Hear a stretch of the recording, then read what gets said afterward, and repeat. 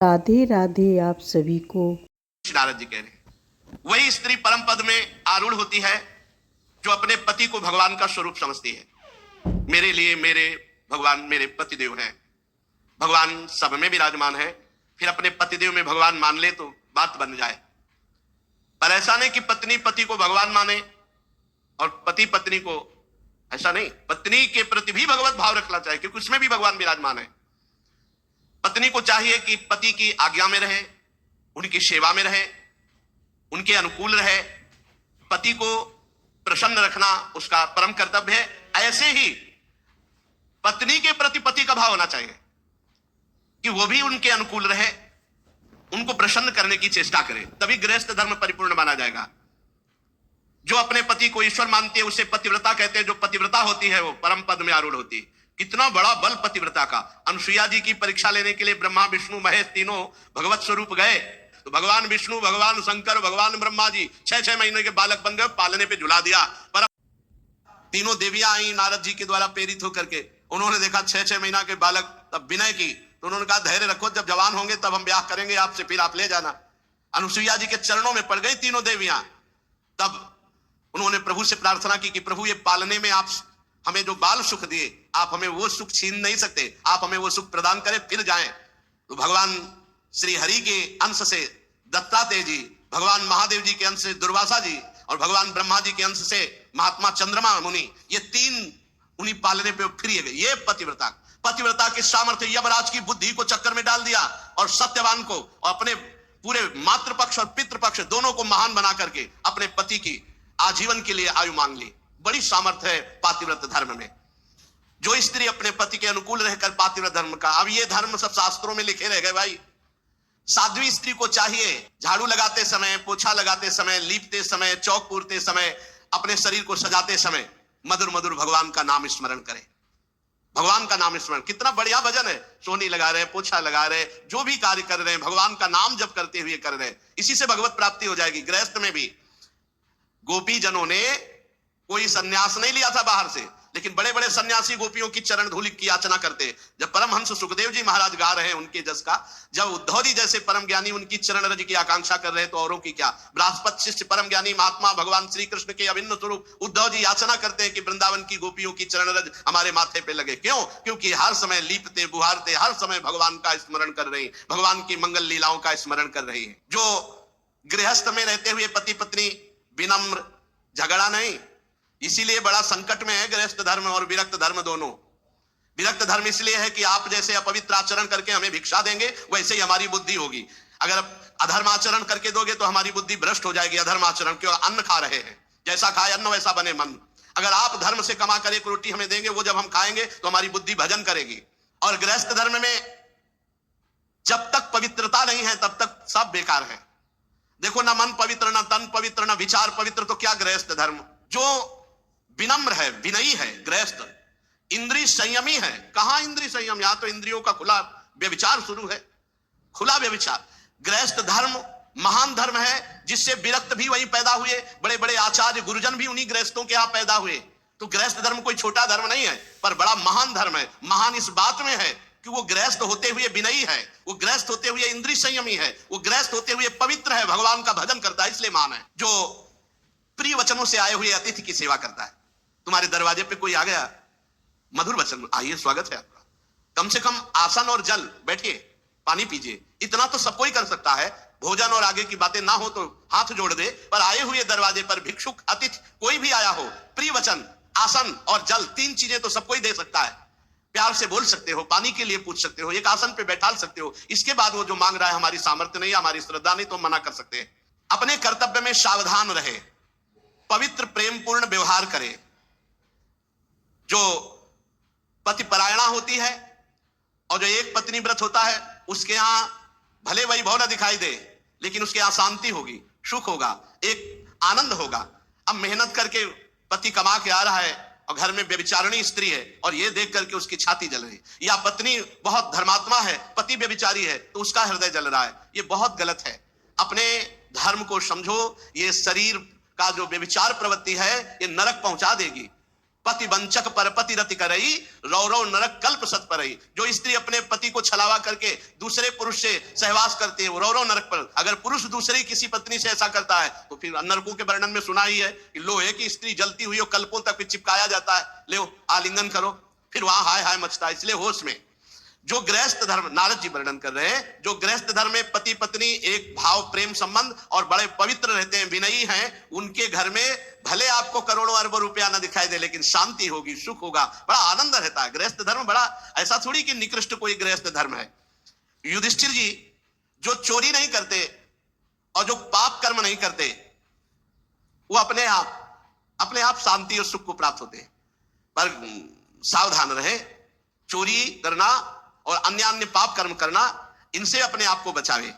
श्री देवर्षि नारद जी कहते हैं जो धर्म से चलता है तो कुल परंपरागत लक्ष्मी चलती रहती है।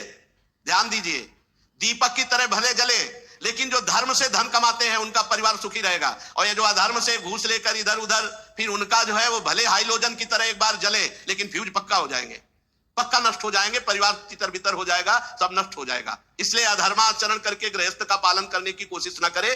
भले धर्म से नमक रोटी खाने को मिले, आप धर्म से चलें।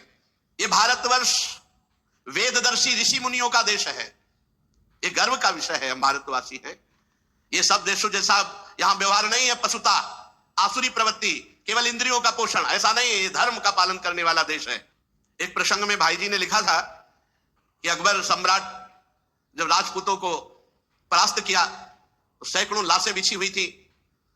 रात्रि के समय कुछ अंगरक्षकों के साथ वो ये देख रहा था, खुशी मना रहा था कि बहुत से राजपूतों को मारा गया। उसी में देखा कि एक नवीन अवस्था का राजकुमार दीपक लेकर शवों के चेहरे को देख रहा है, तो आवाज लगाई, ए सावधान। तत्काल तलवार खींच करके खड़ी हो गई। वो कोई राजकुमार नहीं थी, वो राजकुमारी थी। नजदीक अकबर अपने साथियों के साथ गया, कौन हो तुम? तो उसने बताया कि मैं क्षत्रिय राजकुमारी हूं। तो यहां रणभूमि में कैसे? तो उनका मेरे ब्याह का अमुक राजकुमार से संबंध निश्चित हो चुका था और वो रणभूमि में मारा गया, तो मैं उसे देख रही हूं कि उसका शव मिल जाए तो मैं सती हो जाऊं। उनका ब्याह तय हुआ था। बोले हाँ, हम भारतीय नारी हैं, एक बार जिसको अपना पति स्वीकार कर लिया जीवन उसी को समर्पित कर देती है। ये हमारे यहाँ की परंपरा। वो होश उड़ गए उसको कि अभी ब्याह हुआ नहीं, ब्याह की बात तय हुई थी और ये सौ ढूंढने आई उसके साथ अपने शरीर को नष्ट कर देने की। ये पूर्व की बात। ये हमारा भारत देश है जहां अपने संबंधों की, अपने चरित्रों की पवित्रता है यहां, और उसी के बल से परम पद आदि प्राप्ति। ये पशुता थोड़ी थी, ये पशुता तो अभी कुछ वर्षों से आई हुई है। धर्म पूर्वक पाणी ग्रहण संस्कार करके किसी एक को स्वीकार, आजीवन निर्वाह करो, ये हमारे यहाँ की पद्धति रही। जो धर्म से चलता है, कुल परंपरागत, उसके यहां श्री वैभव सुख शांति बनी रहती है। अब युधिष्ठिर जी ने पूछा, ब्रह्मचर्य, गृहस्थ, वानप्रस्थ, संन्यास, ये 4 आश्रम है। इसमें गृहस्थ का तो वर्णन किया, अब ब्रह्मचर्य आश्रम का और वानप्रस्थ आश्रम का और संन्यास आश्रम का क्या स्वरूप है?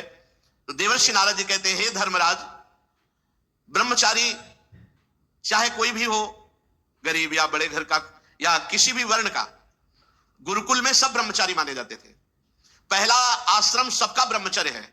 जब तक ब्याह ना हो तब तक ब्रह्मचर्य जो रहे तो उसका जीवन एक अलग होगा। आप देखना, उसकी संतानें एक दिव्य होंगी। लेकिन हमें लगता है कि 10,000 में कोई एक ऐसा निकले तो निकले, नहीं तो बहुत है कि ब्याह ना हुआ हो तब तक वो ब्रह्मचर्य रहा हो। अब जो समय चल रहा है 10,000 में कि ब्याह ना हुआ हो और वो 20-22 वर्ष तक ब्रह्मचर्य रहा हो, ये तो मतलब अलौकिक पुरुष का अवतार समझो, अलौकिक पुरुष का अवतार समझो। अगर वो ऐसा गुरुकुल में निवास करना, ये तो प्रथा ही खत्म हो चुकी है एक तरह से, कहीं कहीं ऐसा है। लेकिन उसमें भी कह रहे 10,000 में कोई ऐसा बिरला होगा जो किसी प्रक्रिया से अपने ब्रह्मचर्य को जब तक ब्याह नहीं हुआ तब तक नष्ट नहीं किया। गुरुकुल में निवास करना, ब्रह्मचारी को अपनी इंद्रियों को वश में करना होता है। वो गुरु जी के सामने अपने को दास के समान समझे, गुरुदेव के चरणों में सुदृढ़ अनुराग रखे और गुरुदेव का हित कैसे हो, उनको सुख कैसे पहुंचे, ऐसा कार्य करना चाहिए। जो ब्रह्मचारी है उसका प्रधान धर्म है गुरु सेवा, गुरु चरणों में अनुराग, और गुरु के सामने अपने को बहुत दीनहीन दास मानना और अपनी इंद्रियों को बहुत सावधान रखना। गुरु सेवा तभी पूर्ण होती है जब मान त्यागी होता है। गुरुपद पंकज सेवा तीसरी भक्त अमान होकर गुरु चरणों की सेवा करना, यह विशेष जीवन को प्रकाशित करने वाली बात है। ब्रह्मचारी को चाहिए कि जो भिक्षा मांगकर लावे वो गुरु के सामने समर्पित कर दे और गुरु की आज्ञा से ही उसको पावे। और ब्रह्मचर्य आश्रम में मौन व्रत का जरूर आश्रय ले, ज्यादा बातचीत विषय वासना बढ़ाती है। एकाग्र रहे और गायत्री का जप दोनों संध्याओं में या तीनों संध्याओं में जैसा समय मिले वैसा, त्रिकाल संध्या या 2 काल की संध्या। और गुरु जी जब बुलावे तो क्षुद्र दास की तरह हाथ जोड़कर उनके सामने अनुशासन में रहे और गुरु के द्वारा पढ़ाए हुए शास्त्रों का एकांत में चिंतन करे, मनन करे, स्वाध्याय करे। जब गुरुदेव आवे तो हाथ जोड़कर खड़ा हो जाए, फिर उनके चरणों में सिर टेक कर प्रणाम करे, फिर हाथ जोड़कर बैठ जाए और जो उपदेश करे फिर उसे बड़े ध्यान से सुने। ब्रह्मचारी को चाहिए मेखला, मृगचर्म, वस्त्र, जटाजूट, दंड, कमंडल, यज्ञोपवीत और कुशा ये हर समय धारण करे। ये अपने लोग भगवत कृपा से मृगचर्म हटा करके और सब धारण किए। मेखला भी धारण थी मूंज की, और वस्त्र श्वेत, और जटाएं भी थी, और दंड पलाश का, और कमंडल और यज्ञोपवीत और कुशा चोटी पे, और 108 कुशा की मुट्ठा और गायत्री अनुष्ठान। सायंकाल 24 घंटे में एक बार भिक्षा करे ब्रह्मचारी। 24 घंटे में ब्रह्मचारी को एक बार सायंकाल भोजन पाने के लिए आज्ञा है, तभी वो ब्रह्मचर्य पचा पाएगा। गुरुदेव आज्ञा दे तो पाए, अन्यथा ना पाए। गुरुदेव ना बोले तो प्रणाम करके भिक्षा रख के चले गए। गुरुदेव आज्ञा दे तो पाए। बड़ी गुरु आज्ञा पर पूरा जीवन समर्पित जिन्होंने कर दिया, निहाल हो गए। और अपने चरित्र की रक्षा के लिए हर समय सावधान रहे ब्रह्मचारी। ये चरित्र के लिए बहुत हानिकारक है मोबाइल, क्योंकि इसमें सारे चरित्रहीन विषय भी भरे पड़े हैं। यद्यपि गुण ना हो तो कोई स्वीकार ही ना करे, इसलिए माया ने गुण भी रख दिया है। आप इससे सत्संग भी सुन सकते हैं, आप अच्छी बातें भी सुन सकते हैं, लेकिन एकांत में सत्संग कोई बिरला सुनेगा। एकांत में तो फिर संसारिकता की तरफ मन भागता है, इसलिए बचो। उस समय तो थे ही नहीं जब अपने लोगों का नैष्ठिक ब्रह्मचर्य था, मोबाइल नहीं था। किसी को सूचना पहुंचानी, आज मरा है तो 15 दिन तक लगते थे। एक चलता था पोस्ट कार्ड, और एक नीला नीला ऐसे जो बंद करके 2 चलते थे। एक पोस्ट कार्ड खुला इतना बड़ा 15 पैसे का, और ज्यादा जरूरी हो तो तार होता था, तार कर दो ऐसे ऐसे। और अब तो मोबाइल चल गया है। मोबाइल से बचो, ये बहुत हानिकारक है। साधु महात्माओं के लिए तो खास करके विशेष हानिकारक है, बच्चों के लिए भी बहुत हानिकारक है, बहुत इतना बड़ा बच्चा सर्च करके दुनिया की बातें निकाल देगा। आज तक मोबाइल खोलना नहीं आया। ये जो हम देखते हैं, जो हम सुनते हैं, जो हम बोलते हैं, उसका मनन होता है। ब्रह्मचर्य रहने के लिए हमको ना वो देखना है, ना सुनना है, ना बोलना है जो हमारे भजन में विघ्न पहुंचावे। स्त्री शरीर, पुरुष शरीर और कोई भी किसी भी शरीर से भी अपने धर्म के विरुद्ध आचरण करने की चेष्टा ना करे। जो ब्रह्मचर्य से आजीवन ब्रह्मचर्य, क्योंकि ब्रह्मचर्य से गृहस्थ आश्रम भी जाया जाता है और ब्रह्मचर्य से विरक्त आश्रम। ब्रह्मचर्य दोनों के लिए अनिवार्य है, चाहे वो गृहस्थ में जाना हो चाहे वो विरक्त में। गृहस्थ आश्रम में यदि नहीं जाना और ब्रह्मचर्य का आजीवन व्रत लेना है, तब तो बहुत सावधान हो जाए। आजीवन के लिए नियम ले ले।